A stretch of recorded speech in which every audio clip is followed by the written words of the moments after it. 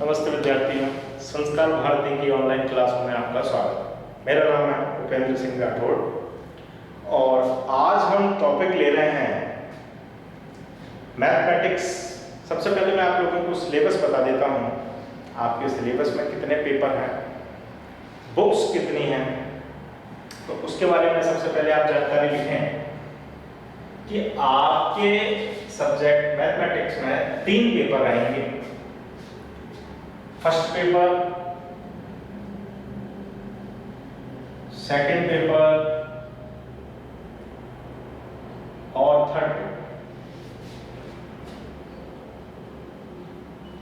3 paper रहेंगे और इनमें भी बुक अलग अलग है। जैसे फर्स्ट पेपर में आपकी एक ही बुक है, डिस्क्राइब मैथ यानी विविक्त गणित। जो आपका सेकंड पेपर रहेगा, सेकंड पेपर में आपकी 2 गणित, एक तो है समाकलन गणित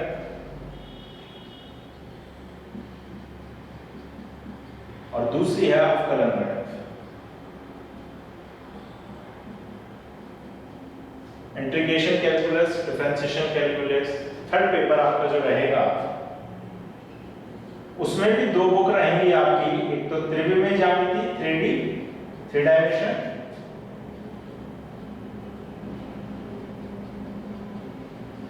और एक ऑप्टिमाइजेशन यानी इष्टतम। एक और ऑप्टिमाइजेशन की एक बुक रहेगी। ठीक है, तो आपके मैथमेटिक्स का जो कोर्स है वो इस तरह परिभाषित है, इस तरह विभाजित कर दिया। फर्स्ट पेपर में, सेकंड पेपर और थर्ड पेपर में। फर्स्ट पेपर में आपकी एक ही बुक रहेगी, विविक्त गणित डिस्क्राइब मैथमेटिक्स। सेकंड पेपर में आपके पास 2 बुक रहेंगी, समाकलन गणित और अवकलन गणित।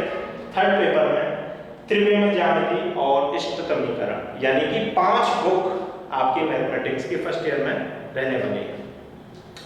ये 150 नंबर का पेपर होता है, इसका टोटल 150 नंबर का और लगभग 30 नंबर का साइंस में प्रैक्टिकल है। ये चेंज होता रहता है। पहले ये प्रैक्टिकल 18 नंबर का होता था, बाकी की 132 नंबर की थ्योरी होती थी, इसको थोड़ा बढ़ा दिया है। 30 नंबर का प्रैक्टिकल और 120 नंबर की यहाँ पर थ्योरी कर दी है। ठीक है, तो ये 150 नंबर आपके टोटल होते हैं। अब मैं आप लोगों को थोड़ी जानकारी और दे दूं कि फर्स्ट ईयर आप पढ़ रहे हैं मैथमेटिक्स से, ये हार्ड मैथमेटिक्स है, सिंपल मैथमेटिक्स बिल्कुल नहीं है, आसान बिल्कुल नहीं है, लेकिन जो मेहनत करेगा वो काफ़ी अच्छे मार्क्स ला सकता है। फर्स्ट ईयर काफ़ी टाइट होता है क्योंकि बच्चा पहली बार पढ़ रहा होता है यूनिवर्सिटी का सिलेबस। मार्क्स भी बहुत ज़्यादा कटते हैं। अच्छा लिख के आओगे तो ही मार्क्स मिलेंगे, काम चलाओ मार्क्स यहाँ पर नहीं मिलते। जैसे 12th क्लास और 10th क्लास में हमें मार्क्स मिलते हैं, वैसी स्कोरिंग यहाँ नहीं होती। दूसरा, आपने जो अभी तक पढ़ा है, 12th क्लास में जो मैथमेटिक्स पढ़ी है, 11th क्लास में जो मैथमेटिक्स पढ़ी है, हम उसी को मैथमेटिक्स समझ लेते हैं कि ये हार्ड, जबकि वो हार्ड नहीं, काफ़ी सिंपल मैथमेटिक्स है। हार्ड मैथमेटिक्स आपको बीएससी और एमएससी में देखने को मिलेगी।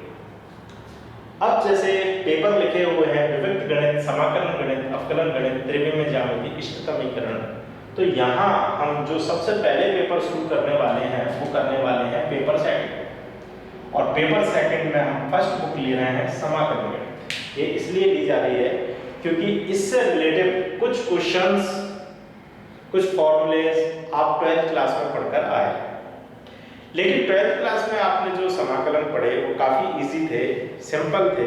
यहाँ पर समाकलन गणित थोड़ी कठिन रहेगी, टफ रहेगी और आगे का सिलेबस भी टफ है। पढ़ने जो बच्चा रेगुलर पढ़ेगा उसको बड़ी आसानी होगी, लेकिन जो बीच में गोते मारेगा वो बिल्कुल फंस जाएगा।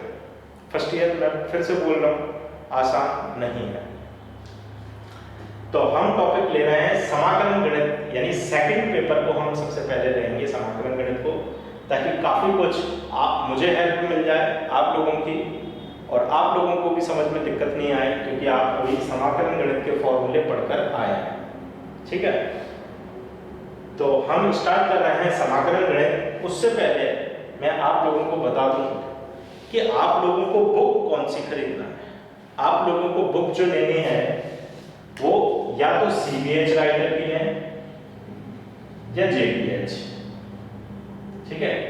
RBD राइटर आपको नहीं लेना है, RBD राइटर की पब्लिकेशन है, ये नहीं लेना है।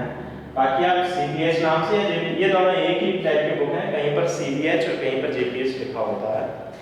तो इसकी आप बुक ले लें, समाकलन गणित मैथमेटिक्स की, और घर पे प्रैक्टिस करना चालू कर दें। वैसे मैं एक्सरसाइज काफ़ी सवाल यहाँ करवाऊंगा, कुछ वर्क भी दूंगा आप लोगों को करने के लिए, तो आप घर में प्रैक्टिस करते रहें, ठीक है। तो आज हम स्टार्ट कर रहे हैं समाकलन गणित का पहला चैप्टर, गामा फंक्शन, ठीक है। देखिए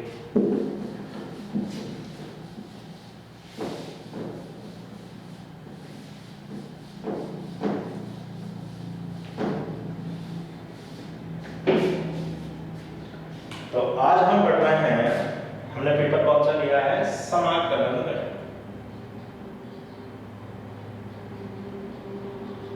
पेपर कौन सा है हमारा, सेकंड पेपर। सेकंड पेपर में फर्स्ट बुक हमने ली है समाकलन गणित, और आज का हम जो टॉपिक पढ़ रहे हैं वो पढ़ रहे हैं गामा फलन।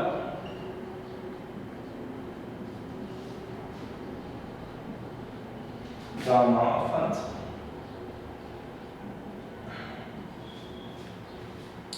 गामा फंक्शन हमने यहाँ पर लिया है, बड़ा अच्छा टॉपिक है। हर पेपर में इसका क्वेश्चन तो देखने को मिलेगा यूनिवर्सिटी के में।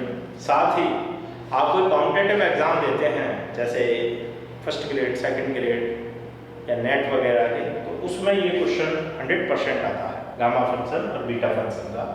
अभी हम केवल गामा फंक्शन पढ़ रहे हैं, बीटा फंक्शन इसके बाद पढ़ेंगे। तो गामा फंक्शन किसे कहते हैं, कैसे परिभाषित करते हैं, क्या संकेत होता है और वो फंक्शन क्या होता है, इसके बारे में हम जानकारी इकट्ठा करते हैं। तो सबसे पहले गामा फलन इसे बोलते हैं, इसे पढ़ेंगे कैसे, गामा n, ये गामा फंक्शन का साइन है।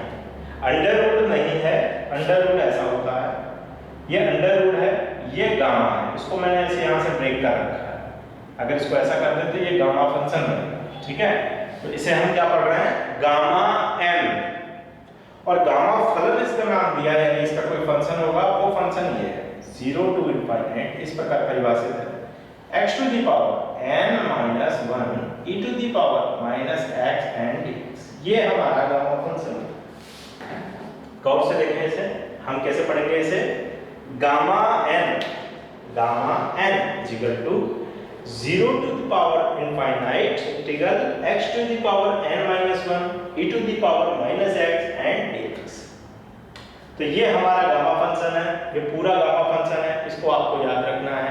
इस फंक्शन की वैल्यू हम निकालेंगे अलग अलग पॉइंट पर, लेकिन मूल जो फंक्शन है वो यही है।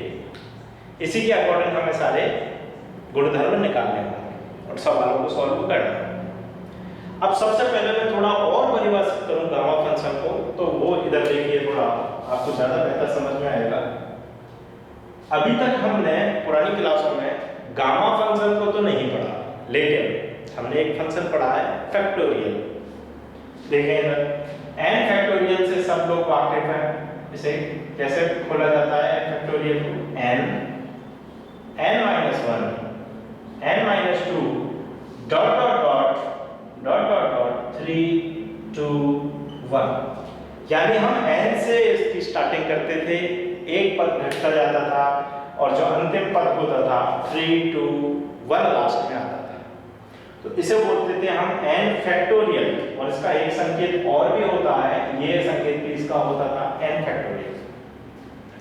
तो जैसे n फैक्टोरियल की जगह पर हम 5 फैक्टोरियल को खोलें तो ये कैसे खुलेगा, 5 गुणा 4 गुणा 3 गुणा 2 गुणा 1, यानी 5 फैक्टोरियल को हम खोल रहे हैं तो 5 से ही शुरुआत कर रहे हैं, और ये कहां तक जाएगा, अंत तक जाएगा, यानी 1 तक जाएगा। तो ये तो था फैक्टोरियल, लेकिन हम बात किस चीज की कर रहे हैं, हम बात कर रहे हैं गामा फंक्शन की। तो मैं लिखता हूं गामा फंक्शन को कैसे खोला जाता है, वो देख लीजिए। गामा फंक्शन ऐसे खुलता है, ध्यान दें, गामा फंक्शन खुलेगा n minus 1 n minus 2 dot ठीक है, तो गामा फंक्शन में और n फैक्टोरियल में क्या अंतर है जरा गौर करें। n - 1 n - 2 तो इसमें भी था, 3 to 1 इसमें भी था, बस इसमें ये जो n आता था वो ज्यादा एक्स्ट्रा होता था और गामा n में n नहीं रहेगा। कहने का मतलब है कि अगर आप गामा 5 को खोलेंगे तो ये कैसे खुलेगा, 4 3 2 and 1। जबकि 5 फैक्टोरियल कैसे खुलता था, 5 गुणा 4 गुणा 3 गुणा 2 गुणा 5 को भी लिखा जाता था और फिर आगे एक पे एक कम करे जाते थे। लेकिन गामा अगर फंक्शन हो तो उसमें पहले से ही एक कम करना है और फिर पूरा सिस्टम वैसा ही है जैसे फैक्टोरियल में होता था, यानी 4 3 2 and 1।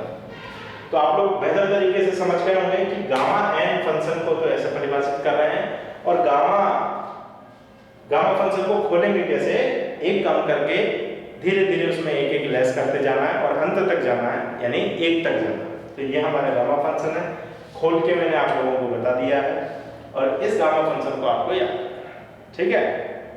चलिए आगे बढ़ते हैं। अब हम इसके कुछ गुणधर्म पढ़ने वाले हैं। क्या गुणधर्म, प्रॉपर्टीज।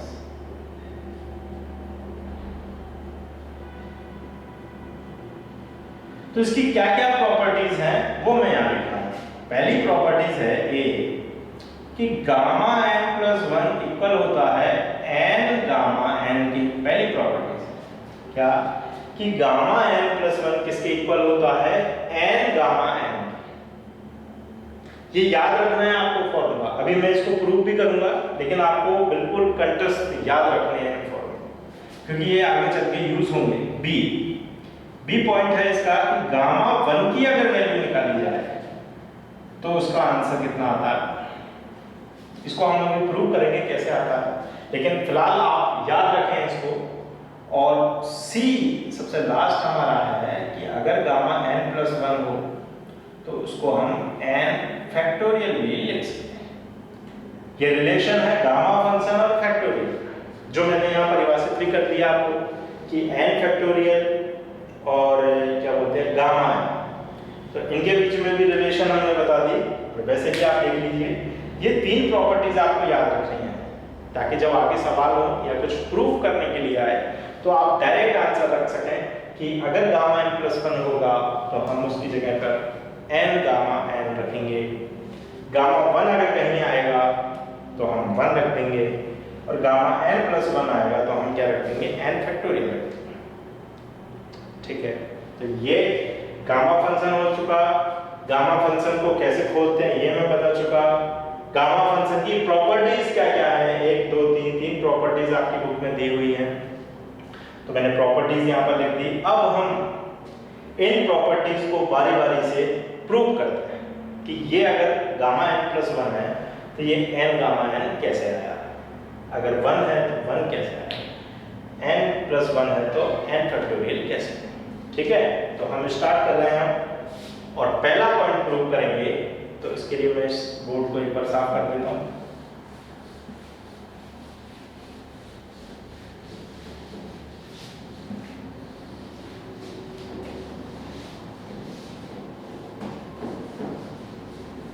बड़े ध्यान से आप लोगों को समझना है, जल्दबाजी किसी भी चीज की नहीं है, मैं बड़े आराम से समझाऊंगा, आपको कोई भी बुक उठाने की जरूरत नहीं पड़ेगी।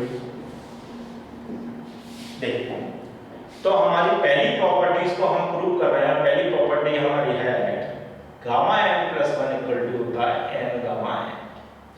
ये हमें प्रूव करना है, तो कैसे प्रूव करेंगे वो देखिए।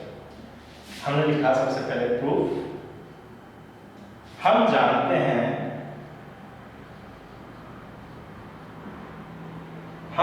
हैं we know that,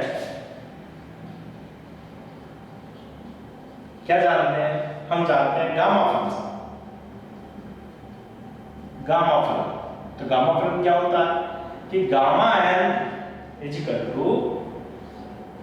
0 to infinite limit x to the power n - 1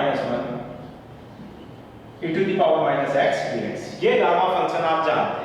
अभी मैंने लिखा था गामा फंक्शन की परिभाषा मैंने लिखी थी, तो अभी तक मैंने कुछ नहीं किया, केवल ये लिखा हम जानते हैं, झूठ नहीं लिखना है। हम जानते हैं, गामा जानते हैं, गामा फलन क्या होता है? Gamma n is equal to 0 to infinite x to the power n minus 1 e to the power minus x n dx। जो गामा फंक्शन में जानता था वो मैंने लिख दिया, लेकिन हमें प्रूव क्या करना है? हमें प्रूव करना है कि गामा n प्लस 1, यानी n की जगह पर n प्लस 1 रखना है, क्योंकि हमारे सवाल में कि गामा n प्लस 1 की वैल्यू, तो हम n की जगह पर क्या रखने वाले हैं? n प्लस 1 सभी जगह। तो क्या बनेगा हमारे पास? देखिए ये क्या बन जाएगा, gamma n plus 1 is equal to limit 0 to infinite, रखिए यहाँ n की जगह पर x n plus 1 minus 1 e to the power minus x n dx। तो मैंने क्या किया, n की जगह पर n प्लस 1 रख दिया, यहाँ पर n की जगह पर क्या लिख दिया, n प्लस माइनस 1 वैसे ही e to the power minus x वैसे ही dx। ठीक है, इसको मैं थोड़ा और सॉल्व कर दूं आगे ही, 0 to power infinite x to the power क्या बनेगी ये, देखिए 1 से 1 कैंसिल हो गया तो x टू द पावर केवल n रह गई, e to the power minus x बन गया और ये dx। यहां तक मुझे नहीं लगता कोई समस्या होगी, केवल n की जगह पर हमने क्या पुट किया है, n प्लस 1। तो इसको हम एक बार फिर लिख लेते हैं, तो हमारे पास क्या आया final answer, n plus 1 is equal to 0 to infinite e to the power minus x n dx। ये हमारे पास फंक्शन। अब हम इसको आगे और सॉल्व करेंगे, लेकिन उससे पहले कुछ जानकारी दे दूं मैं, क्योंकि 12th क्लास में आप बहुत कुछ पढ़कर आए हैं, इंटीग्रेशन भी वहां पर पढ़े थे, और जब कोई दो फंक्शन इनटू में आ जाए और उसका इंटीग्रल करना रहे, ये निश्चित समाकलन है, इंटीग्रल अगर इसका करना रहे तो हम खंडस समाकलन का यूज करते थे।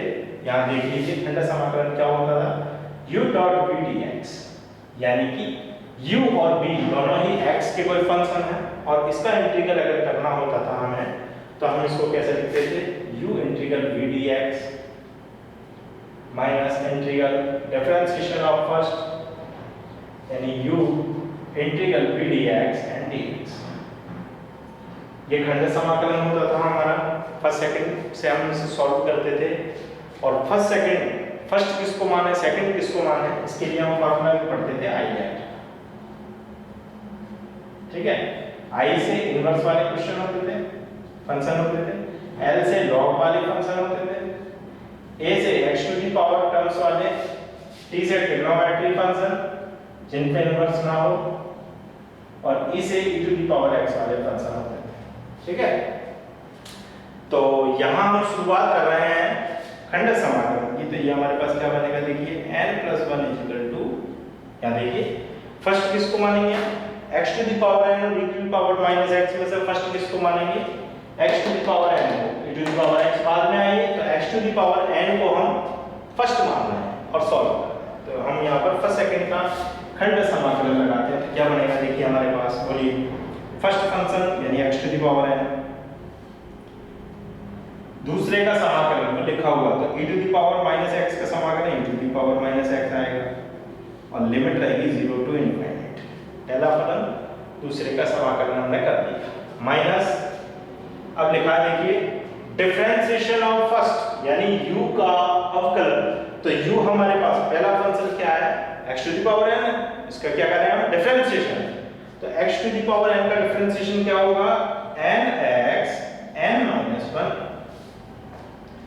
ठीक है, आगे देखिए v का इंटीग्रल, v यानी कि e to the power minus x का इंटीग्रल, तो क्या होता है e to the power minus x का minus e to the power minus x। तो ये तो रहा आपका e to the power minus x, और जो माइनस आएगा उससे मैं इसको प्लस बना देता हूं, और पीछे क्या चल रहा है आपका dx।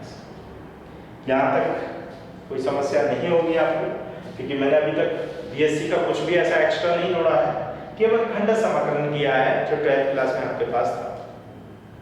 अब यहां देखिए कि लिमिट बन रही है, यहां पे भी लिमिट है, यहां लिमिट क्या है, 0 टू इनफाइनाइट, यहां पर भी एक लिमिट बन रही है 0 टू इनफाइनाइट। तो इस फंक्शन की वैल्यू कितनी होती है देख लेते हैं, यहां लिख देता हूं मैं साइड में, लिमिट x अगर इनफाइनाइट की ओर अग्रसर है तो x to the power n e to the power minus x, तो फंक्शन की वैल्यू कितनी हो जाती है, 0। तो ये x to the power n का फंक्शन है, लिमिट 0 टू इनफाइनाइट है, इनफाइनाइट रखोगे लिमिट तो 0 वैल्यू वही रहेगी, और 0 रखोगे यानी ये फंक्शन 0 हो चुका है। तो हमारे पास फिर बचा क्या, gamma n plus 1 is equal to बचा हमारे पास, ये देखिए n कांस्टेंट है, इसको हम मान ले रहे हैं, n हमारे पास बचा 0 टू इनफाइनाइट, और अंदर क्या बचा, x to the power n minus 1 e to the power minus x and dx, ये हमारे पास फाइनाइट। ठीक है, चलिए आगे हम सॉल्व करते हैं। लास्ट स्टेप में हम आंसर लिखने वाले हैं, तो हमारे पास क्या क्या आ चुका कि gamma n plus 1 is equal to, देखें ये हमारे पास n है, इसको हम सबसे पहले लिख देते हैं, ये हमने n लिख दिया और लिमिट जा रही है 0 to infinite x to the power n minus 1 e to the power minus x और x। आगे n plus 1 is equal to, ध्यान दें आप, यहाँ देखिए ये क्या है, 0 to infinite x to the power minus n minus 1 e to the power minus x और dx। इस फंक्शन को गौर से देखिए, यही तो बन गया हमारे पास, बिल्कुल सेम हो गया। तो इसकी जगह पर ये परिभाषा जानते हैं, गामा n होता है, तो डायरेक्ट मैं उसकी जगह पर क्या लिख देता हूं, गामा n। और कारण क्या लिख दोगे आप, परिभाषा से, क्योंकि परिभाषा है गामा फंक्शन की, परिभाषा से according to definition, according to definition. परिभाषा से हमने प्रूव कर दिया, केवल क्या करा, इसका मान रख दिया। तो हमें पहली कंडीशन में क्या प्रूव करना था, यही था हमारा कि gamma n plus 1 is equal to n gamma n prove करना था, हमने प्रूव कर दिया। ठीक है, तो क्या था इस सवाल में, इतना ज्यादा कुछ एक्स्ट्रा नहीं था, सिंपल ही है, आपको गामा फंक्शन याद रखना है। गामा फंक्शन में मैंने केवल प्रॉपर्टीज ली n प्लस 1, तो n की जगह पर सब जगह मैंने क्या कर दिया, n प्लस 1 पुट करा, केवल और कुछ भी नहीं। फिर यहाँ पर मेरे को पता है, ये 12th का पार्ट मिल गया था मेरे को कि भाई दो जब गुणा में हो कोई फंक्शन, तो उसमें खंड समाकलन का हम यूज करते हैं। तो मैंने फर्स्ट सेकंड करके खंड समाकलन लगा दिया। खंड समाकलन लगाने के बाद एक बार जो इनफाइनाइट वाली लिमिट का था, तो यहाँ पर देखिए इनफाइनाइट वाली जो लिमिट होती है वो 0 की ओर अग्रसर होती है। क्यों होती है, क्योंकि x आप इनफाइनाइट रखेंगे, ये देखिए e to the power minus x है, e to the power minus x को मैं 1 upon e to the power x लिख सकता हूँ, और 1 अपॉन x की जगह इनफाइनाइट रखूंगा, तो 1 अपॉन इनफाइनाइट इनफाइनाइट होता है, और इनफाइनाइट का किसी में भी भाग देते हैं तो कितना आंसर आता है, 0 आंसर। ठीक है, ये वैल्यू कितनी हो गई, 0 हो गई, इसको हटा दिया, जो फंक्शन पूरा हट गया, बचा गया ये वाला फंक्शन बच गया, इसको मैंने वैसे ही लिख दिया।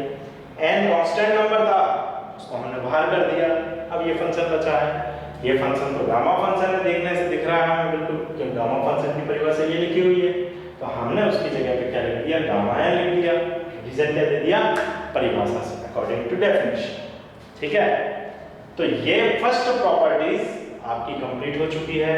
अभी दो प्रॉपर्टीज अभी बाकी हैं, उसको हम देख लेते हैं कि वो प्रॉपर्टीज क्या है।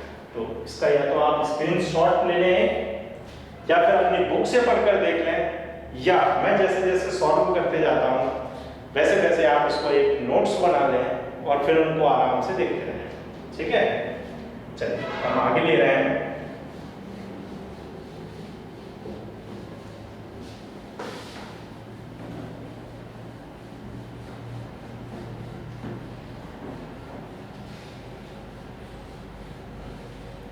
दो प्रॉपर्टीज हमारे पास और बाकी हैं, वो दोनों छोटी छोटी हैं।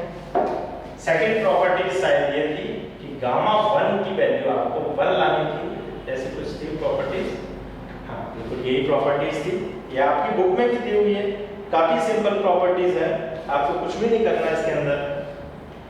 तो इसके लिए हम क्या लिखें, फिर से प्रूव करने के लिए वी नो दैट, हम जानते हैं, क्या जानते हैं कि गामा n इक्वल टू क्या होता है, हमारे पास n minus 1 e to the power minus x and dx होता है।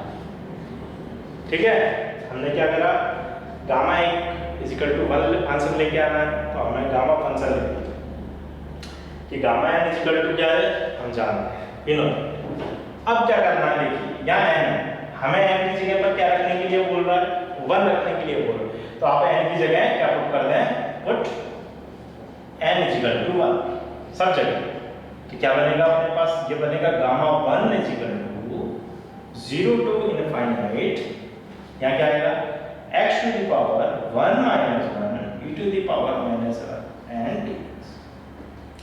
तो गामा 1 इजिकल देखिए 0 टू इनफाइनाइट, ये तो 0 हो गया x टू द पावर, और किसी की भी पावर अगर 0 होता है तो वो 1 बन जाता है ना, तो ये 1 हो गया। तो बचा क्या आपके पास e to the power minus x and dx। इसको हम सॉल्व कर देते हैं, इसका इंटीग्रल तो बड़े अच्छे से जानते हैं हम, क्या होता है minus e to the power minus x, और लिमिट क्या चल रही है 0 टू, ठीक है। चलिए गामा 1 इजिकल टू आगे देखते हैं, इसको मैं ऐसा लिख दूं क्या 1 upon e to the power x, ऐसा लिख देते हैं, माइनस का टर्म्स था उसको अपॉन में ले गए प्लस का बना दिया, और लिमिट क्या चल रही है 0 टू इनफाइनाइट। आगे देखिए यहाँ कर देते हैं सॉल्व गामा 1 इजिकल, तो लिमिट रखो, देखिए सबसे पहले माइनस है अपने पास, या माइनस लगा दिया, अब देखिए 1 पहले इनफाइनाइट रखेंगे तो क्या बनेगा e to the power infinite बनेगा, माइनस आएगा, ये वाला माइनस आएगा ना, अब लोअर लिमिट रखते हैं तो माइनस आता है, और 1 upon e to the power 0, ये हमारी हमने दोनों लिमिट रखी, ठीक है। आगे देखिए गामा 1 इजिकल, ये आपको पता ही है, ये मैंने यहाँ पर सॉल्व करा था, इसका आंसर कितना होगा 0, और e टू द पावर 0 की वैल्यू कितनी होती है 1, इसकी पावर 0 होती है तो 1 बनती है, ये माइनस और ये माइनस मिलकर प्लस हो गया, तो क्या बन गया गामा 1 इजिकल टू 1। ये हमारे पास प्रूव करना था जो आंसर। बड़े सिंपल सवाल है, अभी कठिन तो कुछ भी नहीं है, सिंपल है, रोज पढ़ोगे तो सिंपल लगेगा, आगे थोड़ी कठिन होती जाएगी बुक, लेकिन क्रम बनाए रखोगे तो बड़े आसानी से आपके समझ में आएगा। तो हमने क्या किया, गामा फंक्शन लिखा केवल, और n की जगह पर हमने क्या पुट कर दिया 1, तो n की जगह 1 पुट किया तो 1, बाकी सेम चल रहा है। x टू द पावर 0 बन गई है, तो x टू द पावर 0 की वैल्यू 1 होती है, 1 पुट कर दिया, e to the power minus x dx वैसे ही चल रहा है। e to the power minus x का इंटीग्रल हमने कर दिया minus e to the power minus x, और लिमिट पुट कर, लिमिट पुट करने के बाद हमारे पास ये आ गया 1 upon e to the power infinite को मैं पहले ही परिभाषित कर चुका हूँ, 1 अपॉन इनफाइनाइट होता है और 0 इसकी वैल्यू है, क्योंकि यहाँ देखिए ये 1 अपॉन इनफाइनाइट 0 कैसे होता है, आप नीचे की वैल्यू जितनी बढ़ाते जाएंगे 1/2 1/3 1/4 1/5 तो वैल्यू कम होती जाएगी, जैसे 1/2 तो 0.50 होता है, ये 0.33 होता है, ये 0.25 होता है, ये और भी कम हो जाएगा 0.20 हो जाएगा, तो ये धीरे धीरे संख्या घटती जा रही है। जैसे मैं अभी तो यहाँ पर 2 3 4 1 करोड़ ले लूँ तो नीचे और कम हो जाएगा, 10 करोड़ ले लूँ 50 100 करोड़ ले लूँ अरब ले लूँ खरब ले लूँ, तो वो क्रम धीरे धीरे घटता जाएगा और लगभग किसके समीप आ जाएगा 0 के समीप आ जाएगा। इसलिए 1 अपॉन इनफाइनाइट की वैल्यू हम कितनी रखते हैं 0 रखते हैं। तो यहाँ पर 1 अपॉन इनफाइनाइट की वैल्यू कितनी हो गई 0 हो गई, ये 1 में से माइनस माइनस प्लस और प्लस का 1 हमारे पास यहाँ पर आंसर आ चुका।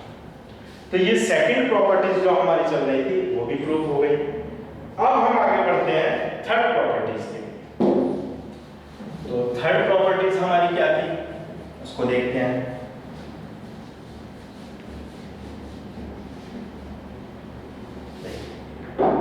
थर्ड प्रॉपर्टीज हमारी जो चल रही है वो थी कि gamma n plus equal to n factorial, ये चीज थी। चलिए अब इसके लिए हम लिख रहे हैं, हम जानते हैं, अब कुछ भी करने की जरूरत नहीं है आपको, क्या जानते हैं, अब हम जानने लग गए हैं कि gamma n plus 1 n gamma n तो होता है।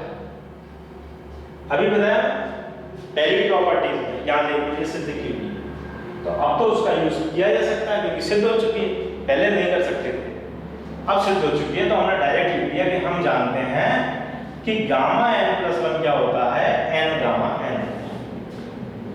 ठीक है, चलिए आगे। तब n प्लस 1 इजिकल टू, देखिए इस n को मैं वैसे ही छोड़ रहा हूं, इस n का मैंने कुछ भी नहीं किया। अब आगे देखिए यहाँ पर रफ में शुरुआत में ही मैंने परिभाषित किया था फैक्टोरियल, फैक्टोरियल n फैक्टोरियल ऐसा परिभाषित किया। n फैक्टोरियल क्या होता था, n minus 1 n minus 2 dot dot dot 3 2 and 1, ये परिभाषित किया था। और गामा n को भी परिभाषित किया था, क्या, n minus 1 n minus 2 n minus 3 dot dot dot 3 2 and 1, ये गामा n था। परिभाषा पहले ही बता दी थी मैंने उसको, फंक्शन को डिफाइन करके खोलकर। तो बस ये करना है कि गामा n की जगह पर हम क्या लिखते हैं, ये लिख देते हैं। तो क्या बनेगा, गामा n की जगह पर n माइनस 1, ये कम करके लिखते हैं, n minus 2 dot dot dot 3 2 and 1। या तो कोई दिक्कत नहीं होनी चाहिए। गामा n को कैसे खोलना बताया था मैंने, एक कम करके खोल दिया। ये n तो ऊपर से चला रहा है, आगे देखिए, gamma n plus 1 is equal to, ये पूरा मिला दो आप इसको, तो ये पूरा तो ये बन गया देखो। और तो ये किसकी वैल्यू होती है, n फैक्टोरियल की वैल्यू। इसकी जगह पर हम डायरेक्ट ही क्या लिख सकते हैं, n फैक्टोरियल। ये प्रूव हो चुका, बस इतना सा था, इसमें कोई दिक्कत ही नहीं थी। तो फर्स्ट वाला आपको थोड़ा ध्यान से पढ़ना है। सेकंड वाले में क्या करते हैं, हम केवल 1 वैल्यू पुट कर देते हैं। अब फाइनल हो चुका है। थर्ड, n प्लस 1 किसके इक्वल होता है, n फैक्टोरियल के, n फैक्टोरियल के इक्वल होना है, इसको प्रूव कर। ठीक है, तो अब आप 3 प्रॉपर्टी सीख चुके हैं गामा फंक्शन की। एक तो गामा फंक्शन किसको कहते हैं, गामा फंक्शन की वैल्यू आपको याद होनी चाहिए, ये गामा फंक्शन की वैल्यू लिखी हुई है। ठीक है, उसके बाद 3 प्रॉपर्टीज आपको याद होनी चाहिए कि अगर कहीं पर गामा n प्लस 1 आएगा तो हम उसकी जगह पर n गामा n रखेंगे। अगर गामा 1 आएगा तो हम उसकी जगह पर 1 रखेंगे। अगर गामा n प्लस 1 आएगा तो हम उसकी जगह पर n फैक्टोरियल रख देंगे। ठीक है, ये प्रूव कर दिया हमने। तो आज का पीरियड अपना हो चुका है। कल अगली वीडियो में हम नेक्स्ट आगे के क्वेश्चन लेंगे। तब तक के लिए धन्यवाद।